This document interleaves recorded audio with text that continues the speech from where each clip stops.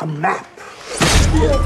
The blonde woman stood at the platform, waiting for today's guests, as she did every day. Every person who stepped off the luxury train was a wealthy elite, top tier in status. She had a stunning appearance, but she was just a regular receptionist in this vast amusement park. She skillfully began explaining the rules of the park, first guiding the guests to choose their weapons, then recommending Western-themed outfits tailored to their personal tastes. William quickly selected his gear. When he inquired about the changing room, the woman gave him a flirtatious smile and hinted that there was no changing room, but she could personally assist with his wardrobe change. She implied that anything could happen during this process, and it could go on for as long as he wished. Faced with such blatant temptation, William ultimately declined. It wasn't because he had incredible self-control, but because he noticed that her pupils didn't contract under the bright light. This tiny technical flaw was like a thread pulling apart the magic curtain, making him suddenly realize that this seductive encounter was merely the result of a meticulously calculated algorithm. As he pushed open the mysterious door, William was immediately transported to an entirely new world. The bright sunlight, the swirling dust, and the realistic sensations left him momentarily stunned. Only when the strong liquor hit his throat did he begin to feel some excitement. Soon after, his friend Logan arrived, and just as they were settling in, the entire space suddenly began to shake violently. The dim lights flashed brightly. William was shocked to realize that they had been on a speeding train the whole time. This was the ultimate amusement park designed for the wealthy. Being a first-timer, William seemed particularly cautious. He instinctively looked around, but in doing so, he accidentally bumped into another guest. However,